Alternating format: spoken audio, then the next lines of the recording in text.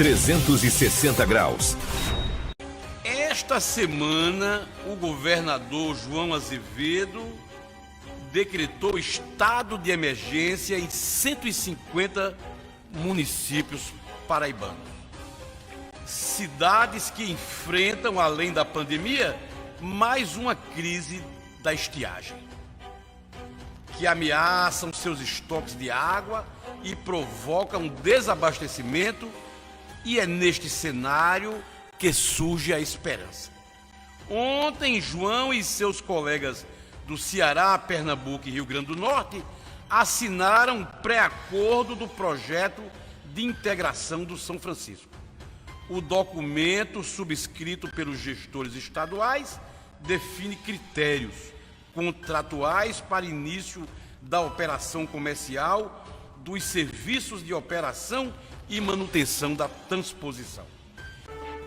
É de fazer chorar as cenas que eu assisti nessa madrugada, ao amanhecer do dia,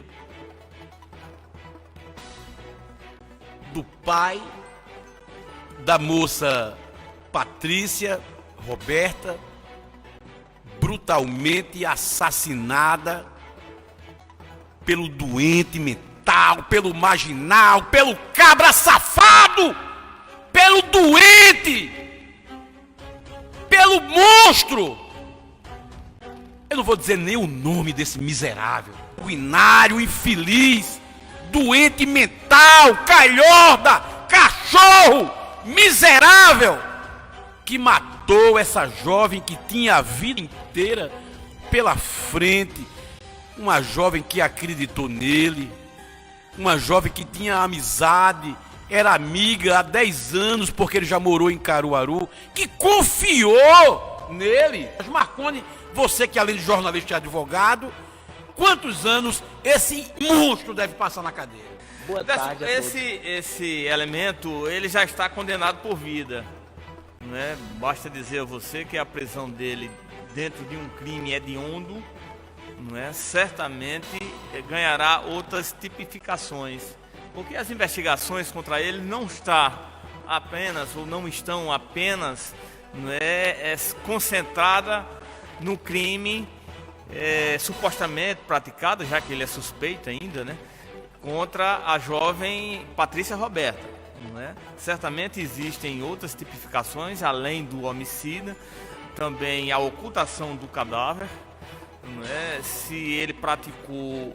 Mas Marconi, esse canalha, as imagens mostraram Exatamente. ele com o corpo da jovem na moto, ele sentado em cima. E ele ainda suspeito. É suspeito. Enquanto ele não for condenado, ele é suspeito. Muito embora haja as provas, né, cabais, né, mas ele é suspeito. Para ele chegar a ser, né, o autor, na verdade, não é, do crime oficialmente dito, ele precisa ser julgado e condenado. E é isso que deverá acontecer, que não há a menor dúvida da participação intelectual do Jonathan no crime de Patrícia Roberta, uma jovem de 22 anos, não é, digamos ainda na flor da idade, estudando, não é, deixa os pais desesperados, ainda mais porque os pais já tinham perdido uma filha de 4 anos de idade por conta de uma doença, não é? Então são dois dramas familiares, né, que de fato realmente deixa o pai tão indignado, não é, que ele joga, não é, toda a sua raiva, toda a sua indignação, todo o seu desespero, não é, em busca de vingança. É natural que isso aconteça. O penal brasileiro, meu filho, é da década de 40. Então, assim, a pena máxima são 30 anos. Se você tiver bom comportamento, sem antecedentes, etc, etc, você paga 1/3 da pena. O crime ainda compensa no Brasil, né? Aí, principalmente se você for réu primário. Compensa mesmo. Talvez seja mais punitivo você descamar uma árvore histórica do que matar alguém. A vida, de acordo com o Código Penal brasileiro, vale muito pouco. Agora eu quero chamar a atenção, o Marconi, se você estiver me ouvindo, eu acho que baixou assim uma mistura de Siqueira Júnior com Anacleto Reinaldo hoje em Décio Alcântara, não foi não? Mas Adriana, olha... Mandou quebrar os dentes do homem. Mas Adriana, mas Adriana, eu sou perna. pai, eu tenho 2 filhas. E hoje, às 4h30 da manhã, quando eu acordei, eu liguei o celular e vi que um amigo tinha me enviado esses vídeos do pai no sepultamento. Adriana, me bateu, uma dor no coração. Eu me coloquei no lugar dele. Adriana, pelo amor de Deus, eu não tenho sangue de barata, não. O cara tirar a vida de uma moça na flor da idade, um feminicídio, isso é um doente, Adriana. Um crime bárbaro desse, uma jovem executada da forma que ela foi executada, foi assassinada de uma forma friamente por um cara que planejou tudo, professor. Pelo menos é essa a impressão que a gente tem. Se a polícia mostrar uma outra visão, uma outra forma desse crime, a gente pode até tentar entender, mas da forma que hoje está posto, foi um assassinato, uma execução friamente calculada por esse indivíduo. E eu dou todo o apoio ao pai dela, embora que a gente, como profissional de jornalismo, como profissional da comunicação, a gente não pode estar dando isso, mas eu entendo a dor do pai. Eu entendo essa revolta toda do pai, assim como eu entendo que a justiça também não pode aceitar essa determinada justiça que o pai quer fazer. Mas de uma coisa a Adriana está certa, Décio. Esse nosso Código Penal aí é um Código Penal caduco, professor. Eu vou ser rápido. Primeiro, eu sou um ser humano. Eu não perco tempo com quem é desumano. Uma pessoa que faz um ato daquele, entendeu? É uma pessoa possuída pelo maligno, então não vou perder tempo com uma alma cebosa dessa. Calma. Nós temos obstáculos pela frente. Primeiro temos a OAB, quando se fala em pena de morte no Brasil. Tem também o pessoal dos direitos humanos, né, que você tem que ter muito cuidado às vezes com o que fala, com o que diz. Mas eu lhe diria, se existisse pena de morte no Brasil, esse rapaz seria um seríssimo candidato. Porque esse aí... Isto é uma alma doente. Quando um dia ele tiver a oportunidade de voltar à sociedade, ele vai pior. Vocês se lembram daquela jovem toda bonitinha da sociedade de São Paulo, que é com aqueles 2 vagabundos e drogados, mataram o pai e a mãe dormindo? Então ali seriam sérios candidatos para a pena de morte.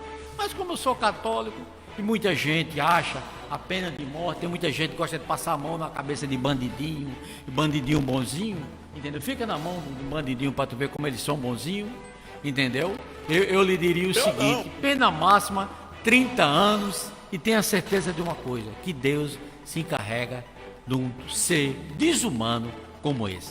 Ítalo, Na pior das hipóteses dessa, eu lhe diria que estava na hora no Brasil de ter prisão perpétua, pelo menos para pessoas como essa, que não têm condições de conviver com a sociedade. O presidente da Câmara de João Pessoa, o vereador Dinho, criou um projeto de lei para que o feminicídio seja debatido entre os jovens da rede municipal de escolas, né, para que os professores façam esse debate, até mesmo para coibir, né, para combater alguns padrões e alguns comportamentos machistas que acabam provocando esse tipo de atitude e trazendo à tona esses crimes de feminicídio. Então a gente lamenta profundamente, né, o acontecido com essa jovem Patrícia e espera, como todos os pais de família, como todos os paraibanos, que esse caso não esfrie, principalmente por conta do crime agora ser... qual o termo, Marconi? hediondo. Hediondo. Crime hediondo. E ele foi colocado em segredo de justiça. Então, é esperar que esse crime não esfrie e o quanto antes a gente saiba a elucidação final das investigações e esse crápula pague tudo que ele deve. Jota Filho.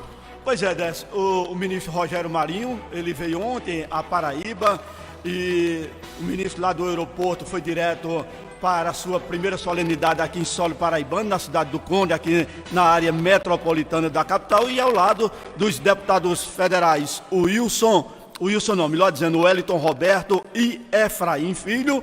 O ministro fez a entrega simbólica das chaves de 24 máquinas agrícolas no valor de mais de 11 milhões de reais. Ministro, Rogério Marinho. Essa primeira fase, eu acredito que são um pouco mais de em torno de 30 máquinas, 24 ou 30 máquinas. Chegarão outras no segundo semestre, né? Nós estaremos aqui voltando aqui para entregar mais máquinas. E a nossa ideia é permitir que os municípios tenham condição, né, de infraestrutura, de maquinário, de equipamentos, né, para servir bem os seus munícipes. Todas as expectativas aqui na capital federal estão voltadas agora para os depoimentos à CPI da Covid, que vão acontecer entre a terça 4 e a quinta 6. Então, conforme a gente já comentou ontem, estão marcados os depoimentos de 3 ministros do governo Bolsonaro e do atual, o Marcelo Queiroga, além do presidente da Anvisa, Antônio Barra Torres.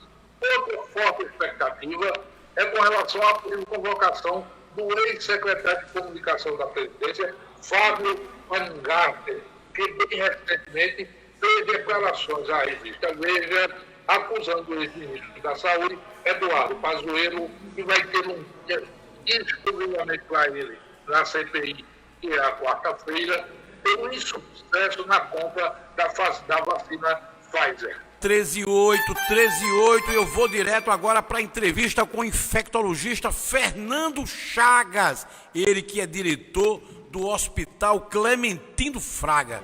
Boa tarde, Décio. Boa tarde, Marconi. Boa tarde, Ítalo. Boa tarde, Fábio. Boa tarde a todos que estão agora nos ouvindo. Agradeço demais, Décio, as palavras, o carinho, né?